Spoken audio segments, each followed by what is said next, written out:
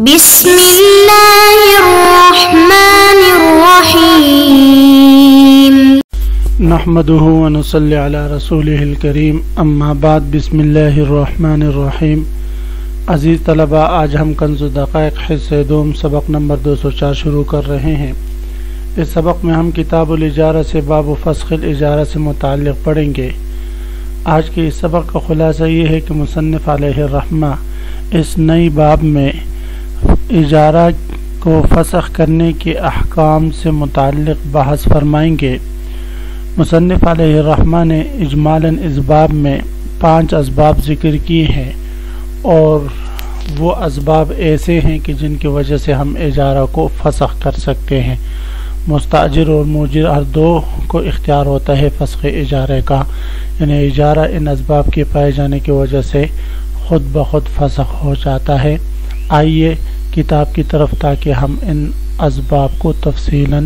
سمجھ سکیں اور پڑھ سکیں۔ عزیز طلبہ، سب سے پہلے ہم عبارت پڑھتے ہیں: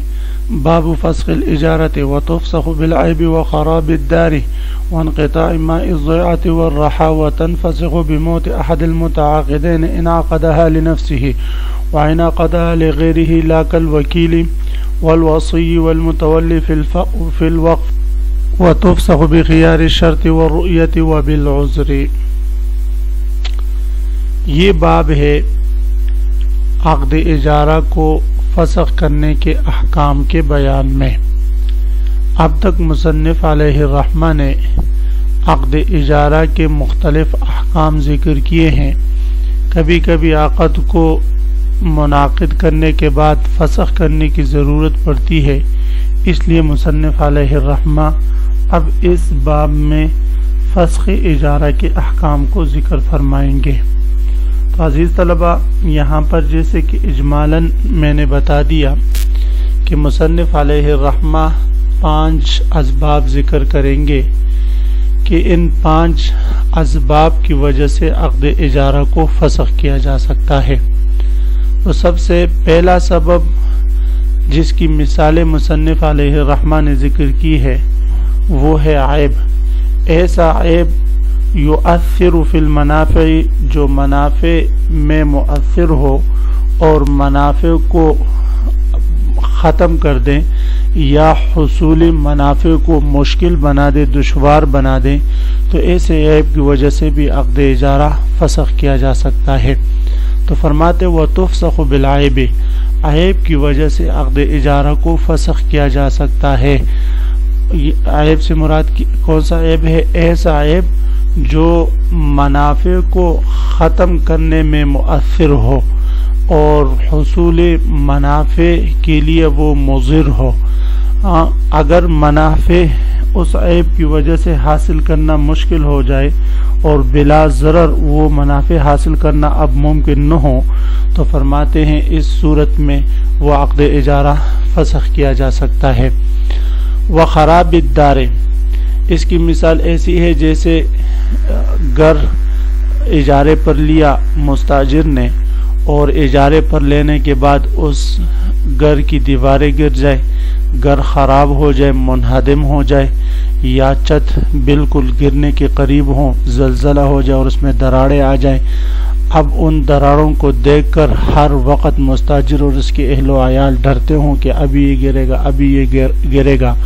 تو ظاہر ہے ایسی کشمکش میں پھر اس گھر سے سکونت کے منافع حاصل کرنا مشکل ہو جاتے ہیں۔ تو اب مستاجر کو خیار ہوگا کہ اس خرابی دار کی بنا پر اس عقد اجارہ کو فسخ کر لے۔ وانقطاع ماء الضيعة والرحى، اسی طرح ضیع کہتے زمین کو۔ اگر مستاجر نے کسی سے زمین زراعت کے لیے لے لی، اور اسی طرح یا پنچکی کسی نے اجرت پر لے لی کہ میں اس میں آٹا پیسوں گا اور ماہانہ آپ کو میں اتنی اس پنچکی کی اجرت آپ کو دوں گا، تو اب پرانے زمانے میں بلکہ آج بھی بہت سارے علاقوں میں پنچکی پائی جاتی ہے پرانے طرز پر جو پانی سے چلتی ہے۔ زمین میں زراعت جو ہے وہ بھی پانی وغیرہ سے ہوتی ہے، جو بارانی زمینیں نہ ہوں بلکہ نہری زمینیں ہوں جن میں نہر سے پانی آتا ہو اور نہر کے پانی سے وہ جو ہے زراعت وغیرہ کاشت وغیرہ اس میں کرنا آسان ہو جاتا ہو، تو اب ایسی نہری زمینیں ہیں یا پنچکی ہے جو پانی سے چلتی ہے، اس دونوں کا پانی بند ہو جائے، ختم ہو جائے، منقطع ہو جائے، تو اب جب تک پانی میسر نہیں ہوگا اس مستاجر کو، تو ظاہر ہے وہ زمین میں کاشتکاری نہیں کر پائے گا، بغیر پانی کے اس میں کاشت کرنا اس کے لیے مشکل ہو جائے گا، تو حصول منافع ممکن نہیں ہے اس کے لیے۔ اسی طرح پنچکی جو پانی سے چلتی ہے، وہ میں اگر پانی کا سلسلہ بند ہو جائے تو پھر ظاہر ہے کہ اس کے بغیر تو وہ چکی چلتی نہیں ہے اور منافع حاصل کرنا مستاجر کے لیے ممکن نہیں۔ تو فرماتے اس صورت میں ان دونوں کو اختیار ہے مستاجر کو کہ وہ زراعت پر لی ہوئی زمین کو واپس کر لے، عقد اجارہ فسخ کر لے، اسی طرح پنچکی اس کے مالک کو واپس کر دیں۔ آج کل جو پنچکی وغیرہ ہے، آٹا پیسنے کی مشینیں ہیں جو جنریٹروں سے چلتی ہے یا بجلی سے چلتی ہے، ان میں بھی یہی مسئلہ ہے کہ اگر بل ادا نہ کیا ہو مالک نے اور اس چکی کے مالک نے، اور آ کر بجلی والے وہ اپنا میٹر وہاں سے اٹھا لے، بجلی کی لائن کاٹ لے، تو اب اس سے بھی عقد اجارہ فسخ ہو جائے گا، کیونکہ بھئی بجلی کے بغیر تو وہ مشینیں چلتی نہیں ہیں۔ اسی طرح جنریٹر سے چلنے والی ہے لیکن جنریٹر موجود نہیں ہے، تو یا جنریٹر موجود تھا خراب ہو گیا، تو فرماتے اس صورت میں ان کے درمیان جو عقد اجارہ ہے وہ فسخ ہو جائے گا۔ اسی طرح جو نہری زمینیں ہیں، اگر وہاں پر پانی کا سلسلہ تو ہے، باریاں مقرر ہے، لیکن بعض اوقات ایسا بھی ہوتا ہے کہ نہر جو اس زمین کی طرف آ رہی ہوتی ہے، راستے میں کوئی بند وغیرہ ٹوٹ جاتا ہے اور اس نہر کے جو پانی آنے کا راستہ ہے وہ کسی دوسری جگہ راستہ بنا لیتا ہے پانی اپنی دوسری طرف، تو فرماتے اس صورت میں اس کو ہم انقطاع ماء نہیں کہیں گے، بلکہ یہ تو مستاجر پر لازم ہے کہ ایسی صورتحال میں ایمرجنسی میں جا کر خود اس پانی کی دیکھ بھال کرے اور وہاں پر جو نہر ٹوٹی ہے تو اس کو درست کر لے تاکہ پانی اس کے نہر کی طرف آئے۔ ایسی صورتحال میں وہ مالک کی زمین کو بلا کر اس سے اپنے وہ نہر کا پانی ٹھیک کروانا یہ درست نہیں۔ ہاں اگر بند کا نقصان بہت زیادہ ہو جائے، اب مالی ضرورت کے بغیر، مالی تعاون کے بغیر اب وہ ٹھیک کرنا ممکن نہیں ہے، تو فرماتے ہیں اس صورت میں پھر مالک کی زمین کو متوجہ کیا جائے گا، اگر وہ خرچہ کرنا چاہے، مزدور لگانا چاہے تو ٹھیک ہے، وگرنہ پھر مستاجر کی ذمہ داری نہیں ہوگی، اس کو عقد اجارہ فسخ کرنے کا اختیار ہوگا۔ تو فرماتے وانقطاع ماء الضیاعۃ والرحا، چکی اور زمین کے پانی بند ہونے سے بھی عقد اجارہ کو فسخ کیا جا سکتا ہے۔ وتنفسخ بموت احد المتعاقدین، یہ دوسرا سبب ہے، متعاقدین میں سے کسی ایک کے فوت ہونے سے عقد اجارہ خود بخود فسخ ہو جاتا ہے۔ مثلا زید اور عمر نے آپس میں عقد اجارہ کیا ہو، اب اگر زید اور عمر میں سے کوئی ایک فوت ہو گیا تو فرماتے ہیں ان میں سے کسی ایک کے فوت ہو جانے سے عقد اجارہ خود بخود فسخ ہو جائے گا، یہاں پر اب فسخ کرنے کی ضرورت نہیں ہے۔ البتہ امام شافعی، امام مالک اور امام احمد بن حنبل رحمہ اللہ تعالیٰ فرماتے ہیں کہ عقد اجارہ عقد بیع کی طرح دونوں میں سے کسی ایک کے یا دونوں کے مرنے سے فوت نہیں ہوتا، باطل نہیں ہوتا۔ وہ اس کو قیاس کرتے ہیں بیع پر کہ جس طرح بیع ہو جائے تو پھر متعاقدین میں سے کسی ایک کے مرنے سے وہ بے فسخ نہیں ہوتی بلکہ ان کے ورثہ کی طرف منتقل ہو جاتی ہے ملکیت، تو اسی طرح یہاں پر بھی منافع وہ ورثہ کی طرف منتقل ہو جائیں گے اور عقد اجارہ باطل نہیں ہوگا۔ ہماری دلیل یہ ہے کہ منافع اور اجرت یہ دونوں جو ہے اب ورثہ کی ملکیت ہو جائیں گے، اور ورثہ کی جب ملکیت ہو گئی تو اب عقد سابق ان ورثہ میں کی ملکیت پر نہیں پایا گیا۔ جب ورثہ کی ملکیت پر نہیں پایا گیا تو یہاں پر عقد اجارہ اب خود بخود فسخ ہو جائے گا، اس لیے کہ ان کی یہ ملک جدید ہے اور عقد اجارہ جو تھا وہ تو ملک قدیم پر تھا، وارث کی ملکیت پر تھا، ان کی ملکیت پر نہیں تھا۔ اس لیے فرماتے ہوا تنفسخ بموت احد المتعاقدین، اور متعاقدین میں سے کسی ایک کے مرنے سے عقد اجارہ فسخ ہو جاتا ہے، ان عقدها لنفسه، بشرطے کہ اس موجر اور مستاجر نے اس عقد کو اپنے لیے کیا ہو۔ اگر موجر کسی کی طرف سے وصی ہے، یا موجر متولی وقف ہے، یا موجر وکیل ہے، وہ کسی اور کی زمین کسی کو اجرت پر دے رہے، کسی اور کا اگر کسی کو اجرت پر دے رہا ہے، تو فرماتے اس صورت میں اگر موجر فوت ہو جائے تو عقد اجارہ فسخ نہیں ہوگا، اس لیے کہ اس نے جو زمین اجرت پر دی ہے وہ اپنے موکل کی دی تھی، موکل تو زندہ ہے، لہذا عقد اجارہ فسخ نہیں ہوگا۔ ہاں اگر اسی طرح مستاجر نے موجر سے زمین لی لیکن اپنے لیے نہیں، اپنے دوست بکر کے لیے لی، زید نے بکر کے لیے لی، اور پھر زید فوت ہو جائے تو فرماتے اس صورت میں زید کے فوت ہونے سے بکر کو جو زمین اجرت پر ملی ہے تو فرماتے ہیں یہ عقد اجارہ فسخ نہیں ہوگا۔ مثلا زید کراچی میں رہتا ہے، بکر نے اس کو فون کیا بھائی کہ میں آ رہا ہوں، میرے لیے گھر کرایہ پر دیکھ لیں۔ بکر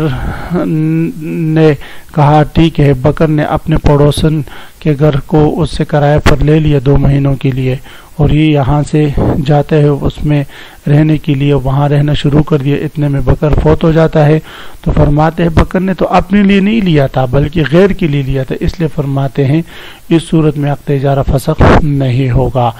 تو متعاقدین میں سے کسی ایک کے مرنے سے عقد اجارہ فسخ ہو جاتا ہے اس شرط پر کہ انعقدها لنفسه، کہ اس عاقد نے اپنے ذات کے لیے وہ عقد اجارہ کیا ہو، اپنے نفس کے لیے کیا ہو، وَإِنْ عَقَدَهَا لِغَيْرِهِ، اگر اس نے وہ عقد غیر کے لیے کیا ہو، اپنے لیے نہ کیا ہو، کل وکیل، جس طرح کہ وکیل عقد اجارہ کرتا ہے موکل کے لیے، والوصی کی وصی کرتا ہے موصالہ کے لیے، والمتولی فی الوقف، اور متولی فی الوقف اس وقف کی چیز کو فائدہ پہنچانے کے لیے کرتا ہے، تو ان وصی، متولی اور وکیل کے فوت ہونے سے وہ عقد اجارہ فسخ نہ ہوگا۔ وَتُفْسَخُ بِخِيَارِ الشَّرْطِ وَالرُّؤْيَةِ وَبِالْعُذْرِ۔ اب یہاں سے تیسرا اور چوتھا سبب بلکہ 5واں سبب بیان ہو رہا ہے کہ خیار شرط کی وجہ سے بھی عقد اجارہ کو فسخ کیا جا سکتا ہے، یہ ایک الگ سبب ہے، خیار رؤیت کی وجہ سے بھی اور عذر کی وجہ سے بھی، تو 5 اسباب ہو گئے۔ خیار شرط یاد رکھیں عزیز طلبہ کہ عقد اجارہ میں چونکہ منافع بیچے جاتے ہیں اور مستاجر منافع کا مالک ہوا کرتا ہے، اور اس کو ہم نے بے کے مشابہ قرار دے دیا، جس طرح بے میں خیار شرط اور خیار رؤیت رکھنا جائز ہے، اسی طرح عقد اجارہ میں بھی ائمہ احناف رحمہم اللہ تعالیٰ کے ہاں خیار شرط اور خیار رؤیت رکھنا یہ جائز ہے۔ پھر جب خیار شرط اور خیار رؤیت رکھنا یہ جائز ہے ائمہ احناف کے ہاں، اگرچہ اس میں امام شافعی رحمہ اللہ تعالیٰ کے اختلاف ہے، جیسے کہ لکھا ہے، تفصیل انشاءاللہ آپ لوگ پڑھ لیں گے، تو آپ فرماتے ہیں کہ خیار شرط اور خیار رؤیت جب مستاجر نے اپنے لیے رکھا ہو یا موجر نے اپنے لیے رکھا ہو، موجر مثلا زید نے عامر سے کہا اپنا گھر مجھے کرایہ پر دے دو، عامر نے کہا میں آپ کو کرایہ پر دے رہا ہوں لیکن 3 دن تک مجھے خیار ہوگا، تو اس کو خیار شرط کہتے ہیں، تو کہتے ہیں ٹھیک ہے۔ اب پھر 3 دن کے اندر اگر وہ خیار شرط استعمال کرتا ہے اور عقد اجارہ کو فسخ کرتا ہے تو تفسخ بھی خیار شرط، عقد اجارہ کو خیار شرط کی وجہ سے فسخ کیا جا سکتا ہے۔ اسی طرح مستاجر نے اگر اپنے لیے خیال رکھا کہ بھئی میں آپ کا گھر آپ سے کرایہ پر لے رہا ہوں لیکن اس شرط پر مجھے 3 دن کا خیار دو، اپنے بچوں کو لا کر یہاں ان کو یہ گھر دکھا، ان کو پسند بھی آتا ہے یا نہیں، پھر جب دکھایا ان کو پسند نہیں آیا تو اب یہ فسخ کرنا چاہتا ہے تو فسخ کر سکتا ہے۔ ورؤیتی، اسی طرح خیار رؤیت کی وجہ سے بھی، مثلا زید نے عمر سے کہا بھئی آپ کے پاس کوئی کرایہ کا گھر ہے، اس نے کہا ہے، بھئی مجھے اجارہ پر دے دو، اس نے کہا دے دیتا ہوں، اس میں کیا مسئلہ ہے؟ تو اب اس نے کہا کہ بھئی پکی بات کر لو، اس نے کہا بھئی پکی بات ہے لیکن 3 دن کا خیار مجھے دے دو، کسی اور کو آپ نے کرایہ پر نہیں دینا، میں آ کر اس کو دیکھتا ہوں۔ تو جا کر اس کو دیکھا اور پھر پسند آیا تو ٹھیک ہے، تو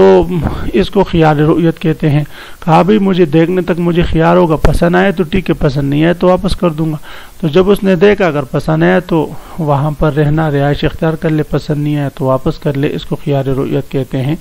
تو خیار رؤیت کی وجہ سے بھی عقد اجارہ کو فسخ کیا جا سکتا ہے.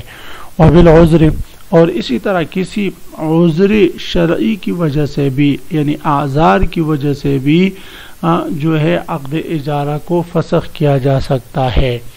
اب کون سے اعذار ہیں جن کی وجہ سے عقد اجارہ کو فسخ کیا جا سکتا ہے؟ تو یہ کل 5 اعذار ہے جس کا ذکر انشاءاللہ سبق نمبر 105 میں آئے گا. تو آج کی اس سبق کا خلاصہ یہ ہے عزیز طلبہ کہ ہم نے ایک نئی باب فسخ الاجارہ شروع کی، اور اجارہ کو فسخ کرنے کے احکام کے بارے میں ہم نے پڑھا کہ اجارہ کو فسخ کیا جاتا ہے 5 اسباب کی وجہ سے. ان میں سے پہلا ہے عیب مؤثر، اور دوسرا سبب جو ہے موت احد المتعاقدین، تیسرا سبب خیار شرط، اور چوتھا سبب خیار رؤیت، اور 5 سبب وہ عذر ہے. عذر کی مابقی تفصیل انشاءاللہ آپ سبق نمبر 205 میں ملاحظہ فرمائیں گے. اللہ ہم سب کا حامی و ناصر و آمین. وآخر دعوانا ان الحمدللہ رب العالمین.